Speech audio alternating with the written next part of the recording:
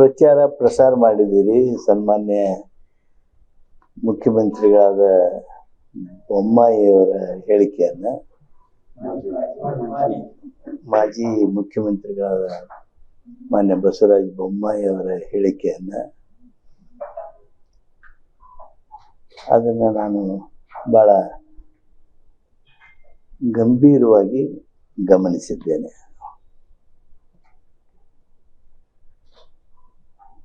ಗೆಳೆಯರಾದ ಬಸವರಾಜ ಬೊಮ್ಮಾಯಿಯವರು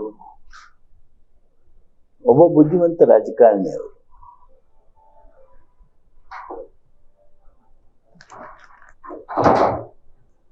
ರಾಜಕೀಯದಲ್ಲಿ ಕೆಲವು ಸೂಕ್ಷ್ಮ ವಿಚಾರಗಳನ್ನು ಮುಂದಿಟ್ಟುಕೊಂಡು ಚಾರಿತ್ರ್ಯ ವಧೆ ಮಾಡ್ತಕ್ಕಂಥ ಪ್ರಯತ್ನವನ್ನ ಮಾನ್ಯ ಬೊಮ್ಮಾಯಿಯವರು ಪ್ರಯತ್ನಿಸಿದ್ದಾರೆ. ಆದರೆ ತಾವು ನಮ್ಮ ಹಿತೈಷಿಗಳಾದಂಥವರು, ಸಮಾಜಕ್ಕೆ ಜವಾಬ್ದಾರರಾಗುವವರು, ಸತ್ಯಾಸತ್ಯತೆಯನ್ನ ಕನಿಷ್ಠ ಪ್ರಮಾಣದಲ್ಲಾದರೂ ನೋಡಬೇಕಾಗಿತ್ತು. ಆದರೆ ಅವಸರದ ಬದುಕಿನೊಳಗೆ ಅದು ಆಗಿರಲಿಕ್ಕಿಲ್ಲ.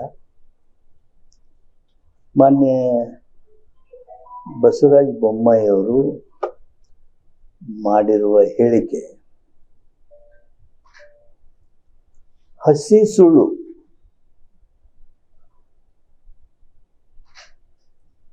ದುರುದ್ದೇಶದಿಂದ ಕೂಡಿರುವಂಥದ್ದು.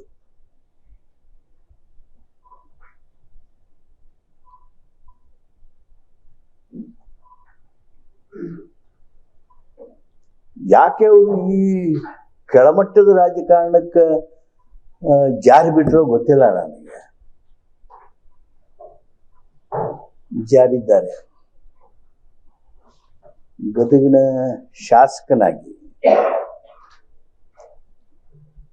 ನನ್ನ ಮೇಲೆ ಆರೋಪ ಮಾಡುವಾಗ ಅವರು ನಮ್ಮ ಗದಗಿನ ಪ್ರಬುದ್ಧತೆಯನ್ನು ಸಹಿತ ಗಮನದಲ್ಲಿರಿಸ್ಕೋಬೇಕಾಗಿತ್ತು. ಆ ಪ್ರಬುದ್ಧತೆಯನ್ನ ಗಮನದಲ್ಲಿರಿಸಿಕೊಳ್ಳಿಲ್ಲ. ನನ್ನ ಸುಮಾರು 40 ವರ್ಷಕ್ಕಿಂತ ಹೆಚ್ಚು ರಾಜಕೀಯ ಸೇವೆಯನ್ನು ಅವರು ಬಹಳ ಸಮೀಪದಿಂದ ನಾನು ನೋಡಿದ್ದಾರೆ. ನಾನು ಅವ್ರನ್ನ ಬಹಳ ಸಮೀಪದಿಂದ ನೋಡಿದ್ದೇನೆ. ಅಷ್ಟಾಗಿನೂ ನನ್ನ ಹೆಸರನ್ನ ಪ್ರಸ್ತಾಪ ಮಾಡಿ ಅಲಿಗೇಷನ್ ಮಾಡೋದು, ಅದು ಒಬ್ಬ ನುರಿತ ರಾಜಕಾರಣಿಗೆ, ಅದು ಪ್ರಜಾಪ್ರಭುತ್ವದಲ್ಲಿ ಮುಖ್ಯಮಂತ್ರಿ ಸ್ಥಾನದವರೆಗೆ ಏರಿದ ವ್ಯಕ್ತಿಗೆ ಶೋಭೆ ತರುವಂಥದ್ದಲ್ಲ, ಅವರ ವ್ಯಕ್ತಿತ್ವಕ್ಕೆ ಧಕ್ಕೆ ಬರ್ತಕ್ಕಂಥದ್ದು. ಅವರು ವೆರಿಫೈ ಮಾಡಬೇಕಾಗಿತ್ತು. ಅವ್ರೇನು ಚಾರ್ಜ್ ಮಾಡಿದರು ನಿಮಗೆಲ್ಲರಿಗೂ ಗೊತ್ತಿದೆ. ನಾನು ಅವರು ಏನು ಹೇಳಿದರು ಅದನ್ನು ಅಕ್ಷರಶಃ ಗಮನಿಸಿದೆ. ಮಂತ್ರಿಗಳಾಗಿ ಕೆಲಸ ಮಾಡಿದವರು, ಇಷ್ಟೆಲ್ಲ ಪ್ರಸಿದ್ಧಿ ಪಡೆದಂಥ ಅವ್ರ ಇವ 3 ಅದಾವು. ಅದು ಹುಲ್ಕೋಟಿ ಒಳಗೆ ನಾನು 3 ಮತ ಅದಾವು. ಎಚ್ ಕೆ ಪಾಟೀಲ್ 3 ಮತ ಅದಾವು. ನಾನು ಕೇಳ್ತೀನಿ ಬೊಮ್ಮಾಯಿ ಅವ್ರನ್ನ, ಎಲ್ಲಿದಾವು 3 ಮತ ಎಚ್ ಕೆ ಪಾಟೀಲ್? ಅವ್ರು ಹೇಳಿದ್ರು, ನಾನು ನಿಮಗೆ ನೆನಪಿಸ್ತಾ ಇದ್ದೀನಿ. ಪಾರ್ಟ್ ನಂಬರ್ 143 ಅದರೊಳಗೆ 161 H K Patil, Hanumanthagouda, Krishnagouda Patil. Part number 143 183 ಮತ್ತೆ ಎಚ್ ಕೆ ಪಾಟೀಲ್. ಮತ್ತು ಪಾರ್ಟ್ ನಂಬರ್ 153 393 ನಂಬರ್ನಾಗೂ ಎಚ್ ಕೆ ಪಾಟೀಲ್.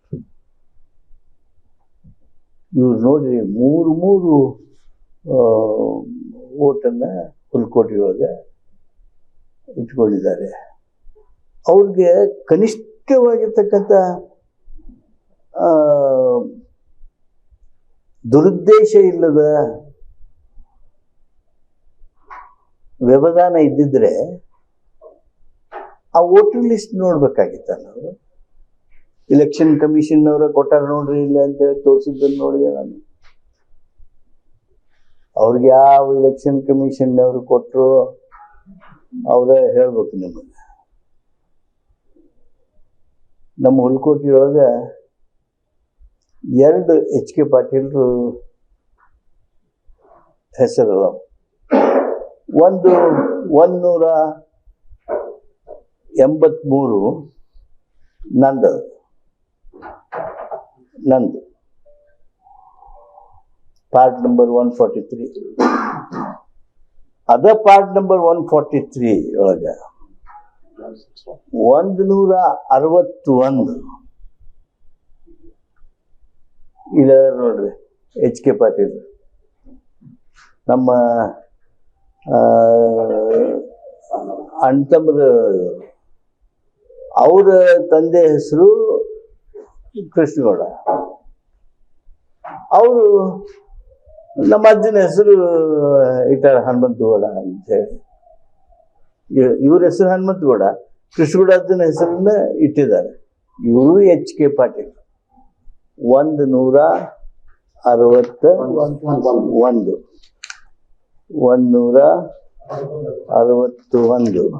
ಇವರು